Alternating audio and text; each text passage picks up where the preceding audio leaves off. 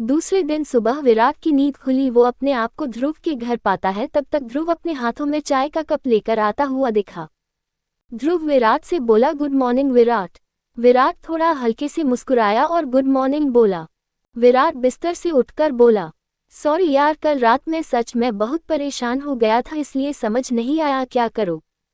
पर अच्छा हुआ तू मुझे घर ले आया, वरना मुझे ऐसी हालत में वेदिका देखती तो फालतू में परेशान हो जाती।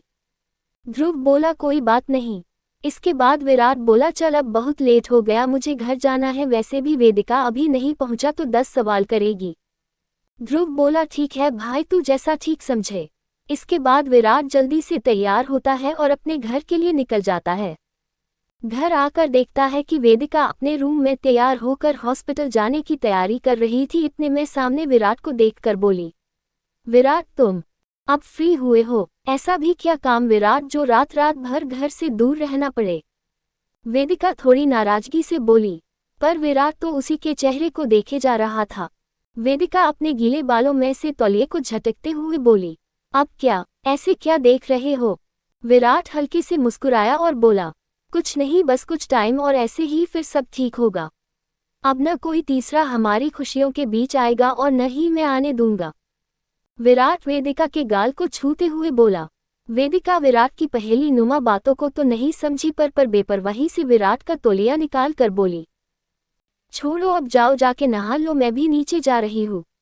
इतना कह के वेदिका नीचे आ गई, जहाँ सभी लोग बैठकर ब्रेकफास्ट कर रहे थे। वेदिका भी सबके साथ आकर ब्रेकफास्ट करने लगी। सुहाना ब्रेकफास्ट करते करते भी सीढ़ियों की ओर देख रही थी। उसकी नज़र विराट को ढूंढ रही थी, क्योंकि कल भी विराट बिना बताए वहां से आ गया था और अभी भी उसका कोई अता पता नहीं।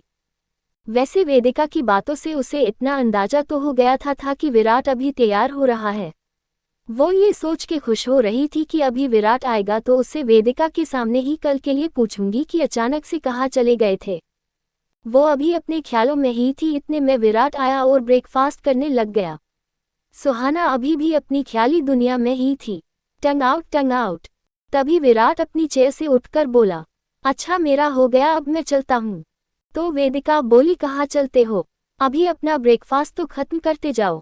विराट बोला, सॉरी यार, पर मुझे थोड़ा जल्दी हो रही है तो मुझे अभी जल्दी जाना होगा, पर शाम को मैं नेहा की शादी में पक्का आऊंगा, ये मेरा वादा है। वेदिका हंसते हुए बोली, विराट तुम कोई प्रॉमिस मत करो, टूट जाएगा। और वैसे भी नेहा को पता है कि तुम कितना बिजी हो, इसलिए कोई प्रॉमिस मत करो। स्माइलिंग फेस, टंग आउट टंग आउट। विराट बोला, वेदिका मैं आऊंगा और पक्का आऊंगा, पर अभी मुझे जाना होगा। वो इतना कह के वहां से जाने को हुआ, तभी पीछे से सुहाना आए और बोली, रुको विराट, एक मिनट, मैं भी तो चल रही हूँ। ये क्या तरीका हुआ हवा की तरह उड़ने का, और कल भी तुम बिना बताए पता नहीं कहाँ चले गए थे। सुहाना ने ये वाली लाइन जोर देकर वेदिका की तरफ देखते हुए कहा। वेदिका तो जैसे इस बात पे कोई रिएक्ट ही नहीं कर रही थी। पर विराट बोला, सुहाना कुछ चीजें ऐसी होती हैं जो मैं हर किसी को नहीं बताता, और रही बात अब जल्दी जाने की, तो मुझे शूट पे जाने से पहले मेरी मूवी के डायरेक्टर से मिलना है, तो उससे मिलने जाऊंगा, तो तुम दूसरी गाड़ी से चली जाना। इतना कह के विराट बिना सुहाना के हाँ या ना का इंतजार किए वो वहां से चला गया। सुहाना अपना सा मुंह बनाकर रह गई। Smirk smirk. वेदिका अंदर चली गई, बाकी सभी लोग भी अपने अपने काम में चले गए। सुहाना मन ही मन खुद से बोली, कोई बात नहीं विराट, कितना भी मुझसे दूर भाग लो, पर एक ना एक दिन तुमको आना तो मेरे पास ही पड़ेगा। अब वो बात अलग है, तुम अपनी मर्जी से आओगे या मेरी मर्जी से, पर जल्द ही तुम आओगे। इतना कह के सुहाना गाड़ी में जाके बैठ गई और ड्राइवर से गाड़ी शूट पे ले जाने की कही। विराट सबको बोलकर आ तो गया था, लेकिन आज फिर वो कल की तरह रास्ता बदल कर दूसरी गाड़ी में जाके बैठ गया जो ध्रुव की ओर से भेजी गई थी। विराट उस गाड़ी में बैठकर आज वापस उन्हीं लोगों के पास आया था।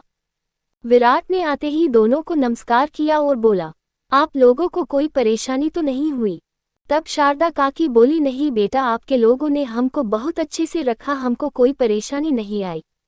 विराट हल्का मुस्कुरा के बोला, अच्छा काकी, कल मैं आप लोगों से कुछ बात पूछना भूल गया था, क्या वो आज बताएंगी। तो काकी बोली, हाँ पूछो बेटा।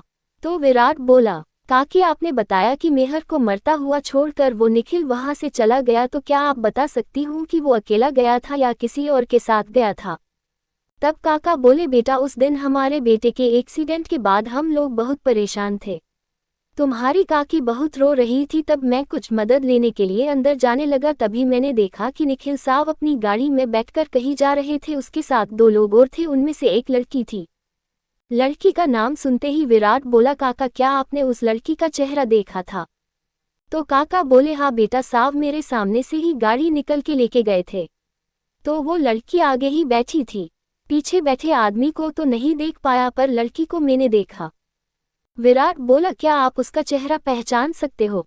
तो काका बोले बेटा एक बार सामने आ जाए तो शायद पहचान लूंगा। तब विराट ने कहा क्या आप उस लड़की का हुलिया बता सकते हो? तब काका बोले कोशिश करूंगा बेटा, वैसे भी इन इतने सालों में क्या पता भूल गया होऊंगा तो, पर फिर भी कोशिश करूंगा। विराट बोला अच्छा काका। इसके बाद विराट में ध्रुव को बोला किसी अच्छे स्केच आर्टिस्ट से उसका फोटो बनवाओ, मुझे उस लड़की का जल्द से जल्द पता करना है जिसने मेरी बहन को मरवा दिया, वो भी मेरी वाइफ का नाम बदनाम करके और खुद सेफ्टी से निकल गई। चिंता मत करो, मैं सब कर लूंगा, तू अब थोड़ा स्ट्रेस कम कर, ध्रुव ने कहा। तो विराट बोला यार ये स्ट्रेस तो उस दिन खत्म होगा जिस दिन मेरा मकसद पूरा हो जाएगा। तब तक मेरे कुछ फर्ज हैं जो मुझे पूरे करने हैं। इसके बाद विराट कुछ याद करते हुए ध्रुव से बोला चल रास्ते में तुझे कुछ जरूरी बात करनी है।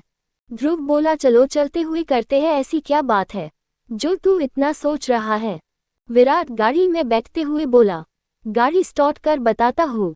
इसके बाद ध्रुव गाड़ी में बैठ जाता है। तो विराट भी खिड़की को ओर देखकर ध्रुव से बोला मैं कहानी या किसी लाग लपेट के नहीं बोलूंगा, मैं सीधा बोलूंगा। तुझे मेरी दूसरी बहन संजना कैसी लगती है? असल में मुझे और अविनाश अंकल और मुझे दोनों को तुम बहुत पसंद हो, तो मैं चाहता हूँ अगर तुझे मेरी बहन पसंद हो तो तुम उससे शादी करके अपना घर बसा लो। तुम मेरी बहन से शादी करोगे तो मुझे बहुत खुशी होगी। ध्रुव कुछ देर चुप रहा, फिर बोला मुझे अच्छा लगा विराट, तुमने मुझे इस लायक समझा, लेकिन मेरे हाँ या ना से तो शादी होगी नहीं। तुम एक बार संजना से भी उसके मन की भी तो पूछ लेना, वो क्या चाहती है, उसका क्या मन है। अगर उसकी हाँ हो तो मुझे उससे शादी करने में कोई प्रॉब्लम नहीं है। ध्रुव ने आगे देखते हुए गाड़ी चलाते चलाते कहा। विराट खुशी से बोला तुम मत करो, संजना का जवाब भी मुझे और तुमको शाम तक मिल जाएगा। वैसे भी मुझे बहुत खुशी होगी अपनी दोनों बहनों की शादी अपने सबसे भरोसेमंद इंसान से करने में, और तुम दोनों पे तो पूरे हक से रोब जमाऊंगा। विराट ने थोड़ा हंसते हुए कहा, जिस पे ध्रुव भी मुस्कुरा दिया। दिल्ली में महिरा और मोहित दोनों ही अपने काम को बहुत अच्छे से अंजाम दे रहे थे। दिल्ली आने के बाद आज महिरा को एक और सबूत हाथ लगा, जिसे पाकर बार बार महिरा मोहन को धन्यवाद दे रही थी और बोली बस ऐसे ही भैया मेरे बचे हुए काम को करना और आप लोगों की हेल्प से मुझे मेरे मम्मी पापा और दीदी के कातिल का पता लग जाएगा। तो मोहन भी हमदर्दी से बोला चिंता मत दीदी, वो दिन जल्दी ही आएगा दीदी। महिरा हल्के से मुस्कुरा दी और मोहन से बोली अच्छा भैया, अब हमें आगे और भी संभल कर काम करना होगा। आप अपने काम को देखो, मैं अब दूसरे लोगों को देखती हूँ। इतना कह के महिरा मोहन से मिलकर वापस घर आ जाती है।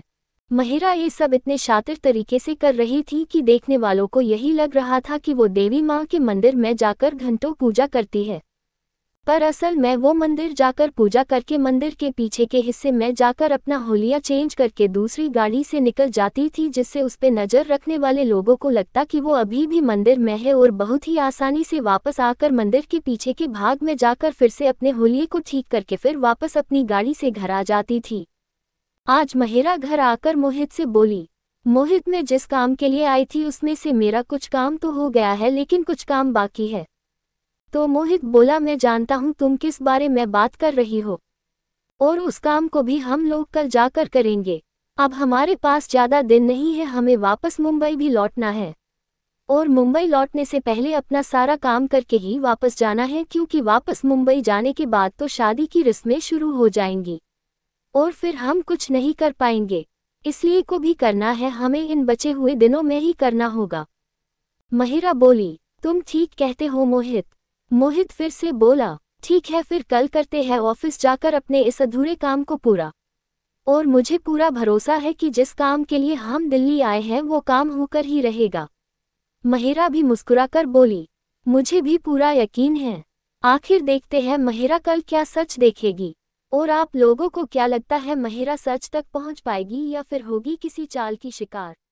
अपने अपने मन की कह सकते हो सभी।